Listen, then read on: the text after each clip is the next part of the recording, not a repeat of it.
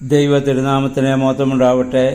Bible reading പ്രോഗ്രാമിൽ സംബന്ധിക്കുന്ന ഏവർക്കും കർത്തൃനാമത്തിൽ സ്നേഹവന്ദനം. റോമാലേഖനം 4-ാം അധ്യായമായാണല്ലോ നാം ഇന്ന് വായിച്ച് ധ്യാനിക്കുന്നത്. 3-ാം അധ്യായത്തിൽ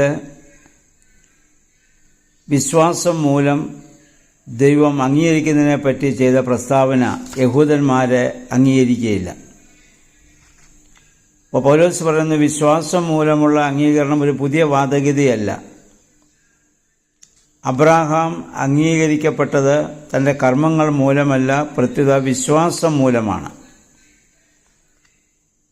1 മുതൽ 8 വരെയുള്ള വാക്യങ്ങൾ നമുക്കത് കാണാം. അത് പരിച്ഛേദന മൂലവുമല്ല, ന്യായപ്രമാണത്തോടുള്ള അനുസരണം മൂലവുമല്ല. ദൈവം അംഗീകരിക്കുന്ന ആ വിശ്വാസം മുഖാന്തരമാണ് അബ്രാഹാം നീതീകരിക്കപ്പെട്ടത്. ആ വിശ്വാസം എപ്രകാരമുള്ളത് എന്ന് 18 മുതൽ 22 വരെയുള്ള വാക്യങ്ങൾ, അതിൻ്റെ ചരിത്രം അദ്ദേഹം അവിടെ വിശദമാക്കുകയും ചെയ്യുന്നുണ്ട്. അപ്പം വിശ്വാസത്തിൻ്റെ പ്രതീകമായി ഇവിടെ എടുത്തു കാണിക്കുന്നത് അബ്രഹാം എന്ന ഇസ്രായേൽക്കാരൻ്റെ പൂർവ്വപിതാവിനെയാണ്.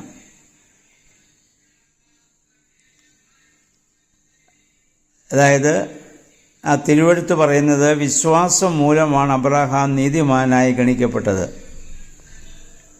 ചെയ്ത പ്രവൃത്തിക്ക് കൂലി എന്നത് പ്രത്യേക പോഴ്ചയ്ക്ക് കാരണമല്ല. അബ്രഹാമിൻ്റെ വിശ്വാസം നീതിക്കായി കണക്കിടപ്പെട്ടു എന്ന പ്രസ്താവന ചെയ്ത പ്രവൃത്തിക്ക് പ്രതിഫലം ആവശ്യപ്പെടാതെ ദൈവത്തിൽ വിശ്വസിച്ച് ആശ്രയം വയ്ക്കുന്നവനും മാത്രം ലഭിക്കുന്നതാണ്. 32-ാം സങ്കീർത്തനത്തിൽ ദാവീദ് പറയുന്നത്, പ്രവൃത്തികൾ പരിഗണിക്കാതെ തന്നെ ദൈവം നീതീകരിക്കുന്ന മനുഷ്യൻ്റെ ഭാഗ്യത്തെക്കുറിച്ചാണ്. ലംഘനം ക്ഷമിച്ചും പാപം മറച്ചും കിട്ടിയവൻ ഭാഗ്യവാൻ. അകൃത്യം കണക്കിടാതെ ദൈവം പാപത്തെ ക്ഷമിച്ചു കൊടുക്കുന്നവൻ അവനാണ് ഭാഗ്യവാൻ എന്ന സങ്കീർത്തനക്കാരത്തിൽ ദാവീദും അവിടെ പറയുന്നുണ്ട്.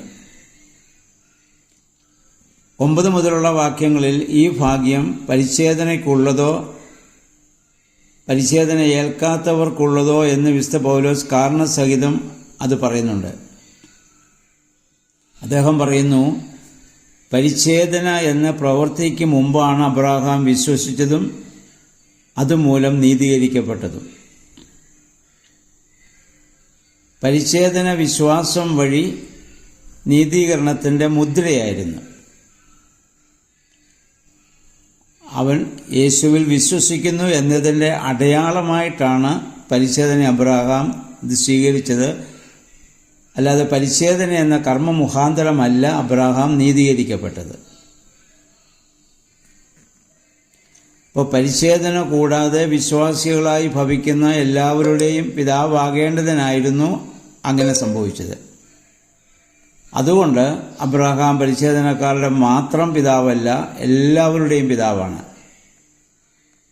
പരിച്ഛേദന ഏറ്റവരുടെ മാത്രമല്ല, താൻ വിശ്വസിച്ചതുപോലെ വിശ്വസിക്കുന്ന എവരുടെയും പിതാവാണ് അബ്രഹാം.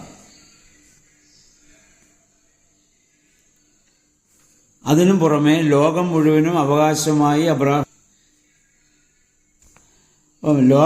അവകാശമായി അബ്രഹാമിന് ലഭിച്ചത് ന്യായപ്രമാണത്തോടുള്ള അനുസരണം മൂലമല്ല. അവകാശം നിയമത്തിൻ്റെ അനുസരണത്തെ ആശ്രയിച്ചാണെങ്കിൽ വിശ്വാസത്തിൻ്റെ മാഹാത്മ്യം ഇത് കുറഞ്ഞു പോകും. അങ്ങനെയെങ്കിൽ വാഗ്ദാനവും അസാധവും അതിന് പ്രസക്തിയില്ലാതെ പോകും. അപ്പോൾ ന്യായപ്രമാണത്തിൻ്റെ ഉദ്ദേശം അനുഗ്രഹത്തെയല്ല, പ്രത്യുത പാപത്തെയും അതുമൂലമുള്ള ദൈവകോപത്തെയും കുറിച്ചുള്ള ബോധം വരുത്തുവാനായിരുന്നു ന്യായപ്രമാണം അവർക്ക് നൽകിയത്. ഏതെങ്കിലും നിയമമുണ്ടെങ്കിലല്ലേ നിയമലംഘനമുള്ളൂ. വിശ്വാസം ഉള്ള എല്ലാവരുടെയും പിതാവായ അബ്രഹാം പ്രത്യാശയ്ക്ക് സാധ്യത ഇല്ലാതിരിക്കെ പ്രത്യാശപൂർവ്വം വിശ്വസിക്കുകയാണ്. അബ്രഹാമിനോട് ദൈവം പറഞ്ഞത് കാണപ്പെട്ട സ്ഥലത്തോട്ട് പോകാനല്ലല്ലോ, കാണിപ്പാനിരിക്കുന്ന സ്ഥലത്തേക്ക് പോവുക. ഇതിനു മുമ്പ് കണ്ടിട്ടില്ല, പോയിട്ടില്ല, അനുഭവിച്ചിട്ടില്ല. അപ്പോൾ അതാണ് വാസ്തവത്തിൽ പ്രത്യാശയ്ക്ക് സാധ്യത ഇല്ലാതിരിക്കെ പ്രത്യാശാപൂർവം അദ്ദേഹം വിശ്വസിക്കുകയാണ്. ആ അബ്രഹാമിൻ്റെ വിശ്വാസമാണ് നീതിക്കായി കണക്കിടപ്പെട്ടത്. ആയതുപോലെ നമ്മുടെ കർത്താവിൻ്റെ രക്ഷാകരമായ മരണത്തിലും പുനരുത്ഥാനത്തിലും വിശ്വസിക്കുന്നവരായ നമുക്കും അത് നീതിക്കായി കണക്കിടപ്പെടും. അപ്പോൾ കണ്ടും കാണാതെയും നമുക്ക് വിശ്വാസമുണ്ടാവും. അതുകൊണ്ട് തോമാസ് ശ്ലീഹായോട് യേശു പറഞ്ഞു, നീ എൻ്റെ കൈ നീട്ടി എൻ്റെ ആണിപ്പാടുകളെ തൊട്ട് നോക്കുക. യേശു പറഞ്ഞു, ഇപ്പോൾ നീ കണ്ടതുകൊണ്ട് വിശ്വസിച്ചു, കാണാതെ വിശ്വസിക്കുന്നവർ ഭാഗ്യവാന്മാർ. നമ്മളിന്ന് ദൈവത്തിൽ വിശ്വസിക്കുന്ന ദൈവത്തെ നേരിട്ട് കണ്ടിട്ടില്ല.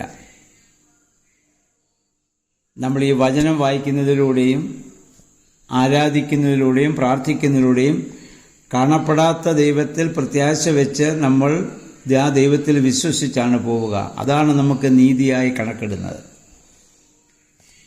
ആ വിശ്വാസത്തിൻ്റെ മാഹാത്മ്യമാണ് 4-ാം അധ്യായത്തിൽ പൗലോസ്ലീഹ പറയുന്നത്. യഹൂദന്മാരെ പരിച്ഛേദന എന്ന കർമ്മത്തിലാണ് അഭിമാനം കൊണ്ടത്. അതിലല്ല അഭിമാനം കൊള്ളേണ്ടത്, വിശ്വാസത്തിലാണെന്നാണ് പൗലോസ്ലീഹ ഇവിടെ ഓർമ്മപ്പെടുത്തുന്നത്. അതിന് ഉദാഹരണമായി പറഞ്ഞത് അവരുടെ പൂർവ്വപിതാവായ അബ്രഹാമിനെ. അബ്രഹാമിൻ്റെ വിശ്വാസം പ്രത്യാശയ്ക്ക് സാധ്യതയില്ലാതിരിക്കെ തന്നെ പ്രത്യാശയോടുകൂടി അദ്ദേഹം ഇറങ്ങിപ്പോവുകയാണ്. അപ്രകാരമുള്ള പൂർണ്ണമായ ഒരു വിശ്വാസത്തിലേക്ക് നമുക്ക് കടന്നു വരുവാൻ സാധിക്കണം. നമ്മുടെ വേദപുസ്തക വായനയും ധ്യാനങ്ങളും പ്രാർത്ഥനകളും ആരാധനകളൊക്കെ അതിന് നമ്മെ സഹായിക്കണം. അതുകൊണ്ടാണ് പൗലോസ്ലീഹ പറഞ്ഞു, ഇപ്പോൾ നമ്മൾ യേശുവിനെ കാണുന്ന കടമൊഴിയായാണ്, വിശ്വാസത്തിൻ്റെ കണ്ണുകളാൽ കാണുകയാണ്.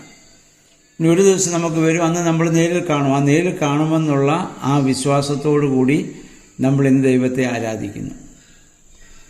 ആ ഒരു വിശ്വാസത്തിൻ്റെ പൂർണ്ണതയിലേക്ക് കടന്നു വരുവാൻ നോമ്പുകൾ, പ്രാർത്ഥനകൾ, ഉപവാസങ്ങൾ, ആരാധനകളൊക്കെ നമ്മളെ സഹായിക്കണം.